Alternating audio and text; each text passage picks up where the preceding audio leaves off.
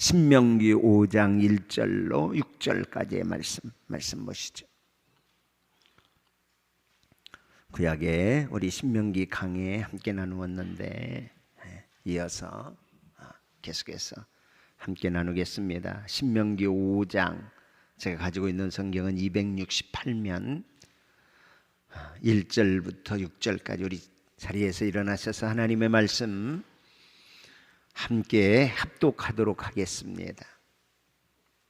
신명기 5장 1절, 모세가 온 이스라엘을 불러 그들에게 이르되 이스라엘아, 오늘 내가 너희의 귀에 말하는 규례와 법도를 듣고 그것을 배우며 지켜 행하라.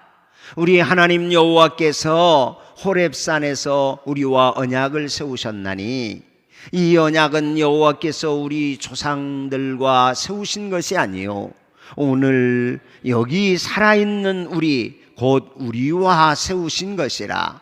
여호와께서 산 위 불 가운데서 너희와 대면하여 말씀하시매 그때에 너희가 불을 두려워하여 산에 오르지 못하므로 내가 여호와와 너희 중간에 서서 여호와의 말씀을 너희에게 전하였노라. 여호와께서 이르시되 나는 너를 애굽 땅 종되었던 집에서 인도하여 낸 내 하나님 여호와라. 아멘. 아멘.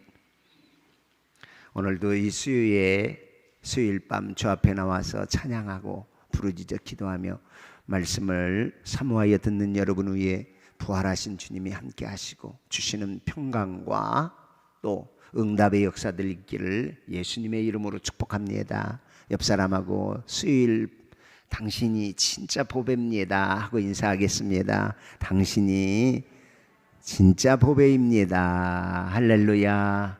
아멘. 예, 반가워요. 감사하고 그래요. 하나님께 집중하고 그분만 바라보기를 주님께서는 원하셔요. 우리 하나님께서는 그러면서 우리의 삶을 언제나 필요 충분하게 이끄시고 인도하시는 선한 목자 되신 주님이심을 알 수가 있습니다.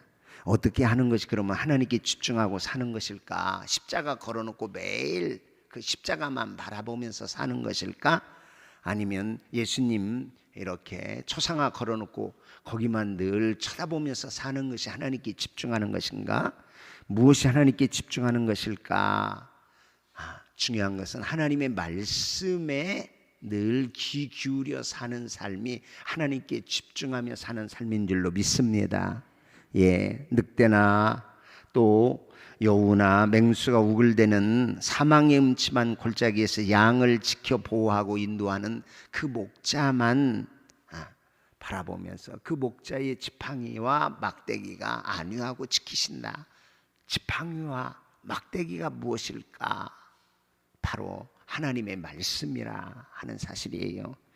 마치 링 위에서 아주 격렬하게 막 상대를 쳐다보면서 날아오는 펀치를 피하고 그런가 하면 또 상대의 약점을 파고들면서 공격해 나갈 때 이렇게 링 위에서 싸우면서 그렇게 아주 막 격렬하게 싸우면서도 항상 귀는 어디를 향하고 있느냐 하면 링 밖에서 지금 계속해서 말해주는 그 감독과 코치의 말에 귀를 잘 기울여서 그러면서 상대하고 다투면서 결국은 그렇게 싸울 때에 승리를 경험하게 되어져요.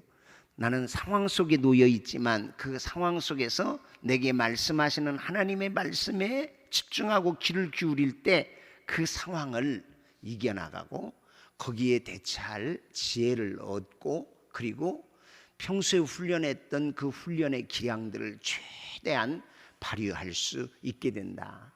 그러니까 사탄이 하는 일은 뭐냐면 이 하나님께 집중하지 못하게 하는 일이 사탄이 하는 일이에요. 다시 말하면 우리 주태성 장로님이 종종 강조할 때 다시 말하면 하나님께 집중한다는 것은 결국은 하나님의 뭐에? 다시 말하면 하나님의 뭐에? 말씀에 집중을 하는 거예요. 말씀에.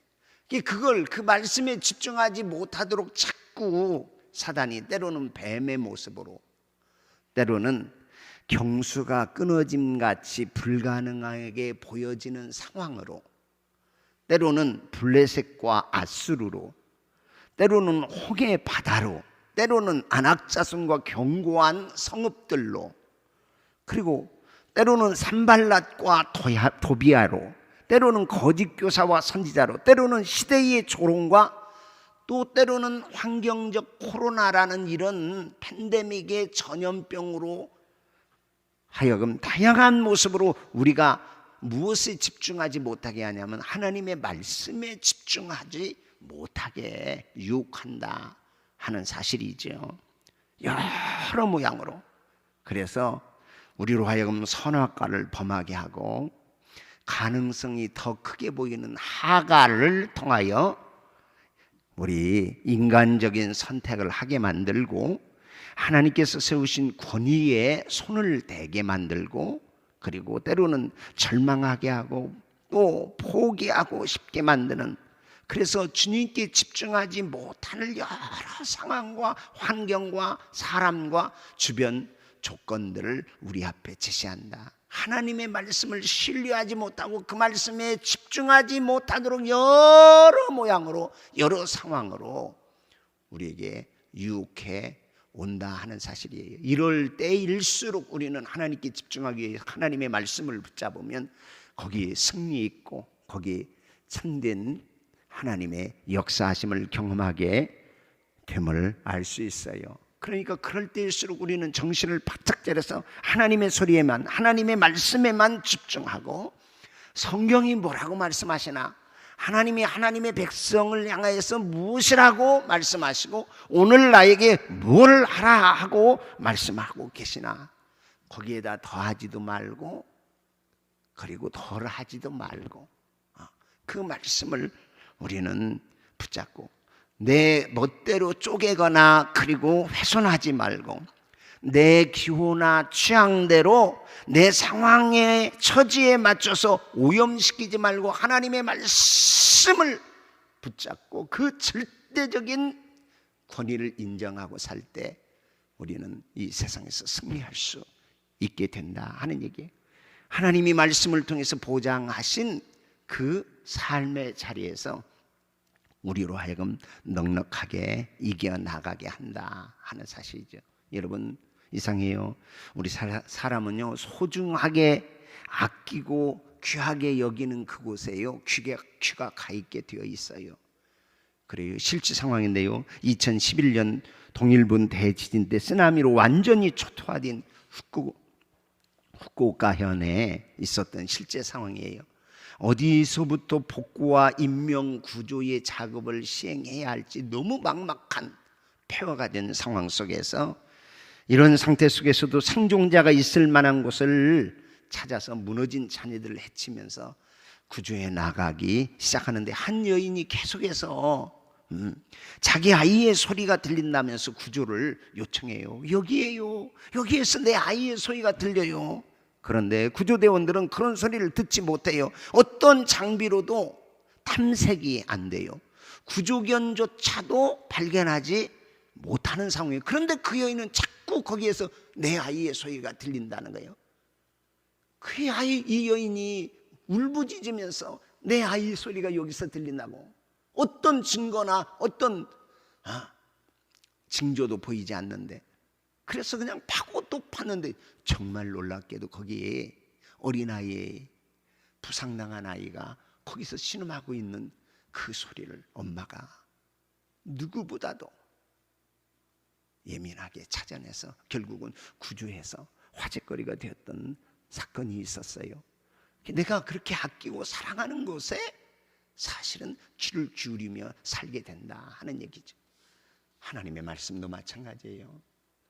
우리가 그 말씀에 집중할 수 있는 것은 그분을 사랑할 때임을 알 수 있어요. 그만큼 하나님도 우리에게 집중하고 우리에게 말씀해 주시는 하나님이심을 믿으시기를 주의 이름으로 축복해요. 오늘 우리가 십계명 살펴보기 전이에요. 바로 7절부터 이제 7절 읽어볼까요? 나 외에는 다른 신들을 내게 두지 말지니라. 8절 너는 자기를 위하여 새긴 우상을 만들지 말고 위로 하늘에 있는 것이나 아래로 땅에 있는 것이나 땅 및 물속에 있는 것을 어떤 형상도 만들지 말며 그것들에게 절하지 말며 그것들을 섬기지 말라. 나 내 하나님 여호와는 질투하는 하나님인즉 나를 미워하는 자의 죄를 갚되 아버지로부터 아들에게로 3, 4대까지 이르게 하거니와 나를 사랑하고 내 계명을 지키는 자에게는 1000대까지 은혜를 뭐가 이어져요? 아멘. 십계명이 이어져요. 하나님의 율법 하면 대표적으로 우리가 십계명을 말씀해요. 십계명은 구약에서 딱 2번 나온다고 그랬어요. 하나는 어디? 출애굽기 20장에서 처음 선포되고 주어져서 두 돌판으로 모세가 받을 때 그 내용이 기록되어져 있고, 그리고 지금 다음 세대 이제 광야 거쳐서 바로 가나안 땅 약속의 땅에 들어가야 할 그 세대들을 향해서 이 신명기에서 다시 들려주면서 하시는 약속의 말씀이 오늘 십계명인 것을 알 수 있어요. 지난 시간까지 오래됐지만 어디에서 바로 가나안 지금 동편 요단강 동편 모압 평지에서 누구에게 그 다음 세대를 향하여 누가 모세가 무엇을 하나님의 말씀을 선포한 내용이다 하는 것들을 우리가 1절부터 지금 1장부터 4장까지 첫 번째 설교를 통해서 살펴봤고, 오늘 모세가 온 이스라엘을 불러 그들에게 이르되 이스라엘아 5장 1절 오늘 내가 너희 귀에 말하는 무엇과 무엇을 규례와 법도를 어떻게 해라. 첫째 들어라, 두 번째 그것을 배워라, 세 번째 지켜 행하라. 아멘. 예, 그렇게 지금 말씀하시는 거예요. 그러니까 이 하나님의 율법, 하나님께 집중한다는 것은 하나님의 말씀에게 집중한다는 것이고, 하나님의 말씀의 대표적인 내용을 율법과 율례 이렇게 표현하는 거예요. 왜 이 말씀을 주시느냐? 지켜 행하게 하기 위해서 주시는 말씀이라 하는 얘기죠. 순종하게 하기 위해서 주시는 말씀이라 하는 얘기예요. 그래서 순종하기 위해서 뭐 해요?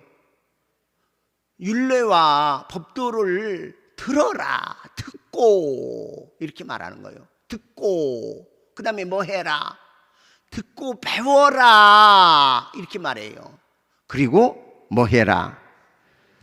그리고 지켜 행하거라 하고 지금 말씀하고 있는 것이죠. 율법은 하나님의 사람들의 행위를 규제하며 그들에게 하여야 할 일과 하지 말아야 할 일을 가르쳐 주고 있어요. 그래서 백성들이 서로 관계를 맺도록 하며 어떻게 하나님의 뜻을 이루어 나아가야 하는가 하는 사실을 하나님께서 말씀으로 주신 것이 바로 이 율례와 법도라 하는 사실이죠. 이스라엘로 하여금 이 율법에 순종하면 그들은 큰 민족을 이루게 될 것임을 하나님이 약속해 주셨기 때문에 그렇습니다. 그래서 그들로 하여금 이 하나님의 율법의 중요성에 대해서 계속 강조해 주고 있는 거예요. 모세가 전한 이 메시지의 주제는 하나님의 율법, 그 증거 규례들, 그리고 그에 따른 하나님의 심판과 보상에 대한 약속의 말씀을 계속 해주고 있다 하는 얘기예요. 이런 말씀을 우리가 잘 경청하여 듣는 데서부터 우리의 믿음이 생기고, 그리고 그 말씀을 잘 배워나가야 할 필요가 있다. 여기 들어야 한다라는 말씀은 사실은 주의 깊게 관심을 기울여 잘 경청한다 하는 뜻이 있고, 배워야 한다 하는 말의 의미는 율법의 내용과 의미를 파악하고 그 율법의 내용의 그 구체적인 내용을 이해하고 그리고 간직하는 것을 배운다 이렇게 말해요. 뭐 하려고? 지켜? 순종하려고 라고 말씀하는 것입니다. 이 말은 그냥 평범한 의미에서의 말씀이 아니라 순종을 위하여 하나님께서 허락하신다. 이 순종이라는 말이 전적으로 완전하게 철저하게 온전하게 순종한다 하는 의미를 가지고 있는 말이에요. 이 율법이 말하는 바를 가장 광범위한 의미로서 행하기 위해서인데 그 대표적인 말씀이 10계명으로 그렇게 주어져 있다 하는 얘기죠. 이 10계명의 말씀. 그러면 언약한 그 언약의 당사자는 누구냐? 10계명의 이 언약은 하나님과 인간에게 하나님께서 언약을 해주고 싶다. 그 인간은 하나님이 구원해 내신 인간이라 하는 얘기예요. 하나님의 백성에게 하시는 언약의 말씀이라 하는 얘기죠. 언약, 약속으로 주시는 말씀이다 하는 얘기예요. 그러니까 이 말씀은 하나님께서 이 말씀을 지켜야 너희가 구원받고 내 백성이 된다가 아니라 너는 내 백성이 되었으므로 그러므로 이 말씀을 지켜 행하라 이렇게 말씀해 주고 계신다 하는 사실을 우리는 잊어서는 안 되겠습니다. 이미 하나님의 거룩한 제사장의 나라가 됐고 거룩한 백성이 되었으므로 그러므로 너희는 내 백성다운 모습으로 삶을 살아가기를 기대해서 주시는 말씀이라 하는 얘기죠. 그래서 언제든지 하나님의 율법의 말씀은 우리에게 약속으로 주시는 말씀이다 하는 얘기예요. 그 약속을 하나님의 백성과 언약 관계를 통해서 맺어서 주시는 말씀이라. 그 언약의 근원이 바로 하나님 자신이시다. 그래서 여호와께서 말씀하셨다. 여호와께서 말씀하셨다. 주어는 계속해서 여호와께서라 이렇게 말씀해요. 우리 2절 읽어볼까요? 시작. 우리 하나님 누구께서? 여호와께서 하신 언약이다. 그런데 이 언약이 우리 조상에게 한 언약이 아니라 아브라함이나 이삭과 야곱에게 한 언약이 아니라 누구에게 한 언약이다. 아멘. 2절 다시 한번 읽어보죠. 시작. 우리 하나님 여호와께서 호렙산에서 우리와 언약을 세우셨나니 이 언약은 누구께서? 여호와께서 우리 조상들과 세우신 것이 아니요 오늘 여기 살아있는 우리 곧 우리와 그렇게 믿으시면 아멘. 오늘날도 마찬가지예요. 지금 이 시간도 마찬가지입니다. 이 언약은 출애굽해서 가나안 땅 차지하는 이스라엘 백성들에게 하신 언약인과 동시에 오늘 지금 여기 살아있는 저와 여러분에게 세우신 언약으로 받기를 주의 이름으로 축복해요. 이것이 하나님의 말씀의 현재성이라 하는 얘기예요. 그냥 역사적인 사건으로 그때 당시 주어진 약속의 말씀이 아니라 오늘 지금 살아있는 내 백성, 오늘 예수의 피로 구원받은 하나님의 거룩한 백성을 향하여 너와 나와 맺은 언약의 말씀이다. 이렇게 받는 귀한 신앙이 무엇보다도 중요하다. 우리 곧 우리와 세우신 언약이다 라고 말씀을 해주고 계시지요. 그래서 여호와께서 산 위 불 가운데서 너희와 대면하여 말씀하시매, 거기도 주어가 누구요? 누구께서? 여호와께서 라고 말씀해요. 산 위에서 너희와 대면하는데, 근데 여호와께서 대면의 얼굴을 보면 너희가 너무 두려워하고 그것을 받을 수 없어서 대언자가 있었으니 그 대언자가 누구였다? 모세였다. 5절 시작. 그때에 너희가 불을 두려워하여 산에 오르지 못하므로 내가 여호와와 너희 중간에 서서 여호와의 말씀을 너희에게 전하였노라. 여호와께서 이르시되, 아멘. 여호와께서 하신 말씀이요. 다만 모세는 뭐한 사람이야? 태어나신 것뿐이다 하는 얘기예요. 중재한 존재다라고 지금 모세가 말씀하고 있는 것이요. 하나님 한 분, 그 하나님과 사람 사이 중보, 그분도 한 분 예수 그리스도시다. 오늘날도 우리는 이 사실을 기억하고 하나님의 그분 자체가 언약의 근원이 되시는 분이심을 우리는 잊지 말고 삶을 살아야 되겠다. 그러면 이 언약의 토대가 도대체 뭐냐? 오늘 6절 같이 읽어보죠.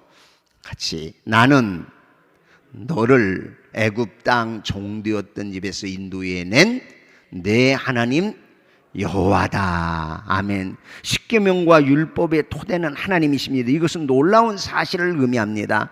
십계명은 돌 위에 만세 반석 위에 알파와 오메가 되시는 분 위에 처음과 나중 되시는 분 위에 시작과 끝이 되시는 분 위에 새겨져 있습니다. 그러므로 십계명은 영원히 유효한 말씀이다 하는 사실을 우리는 잊지 말아야 해요. 다음 시간에 서론적으로 다시 십계명 구체적인 강의에 들어가기 전에 그 말씀 나누겠지만, 그런데도 우리는 십계명이나 하나님의 말씀에 대해서 얼마나 지금 소홀히 여기면서 사는지 몰라요. 왜 그러느냐? 시대의 풍조가 우리로 하여금 이 절대 권위의 말씀을 인정하게 만들지 않고 있는 시대 속에서 우리가 살아가고 있다 하는 얘기.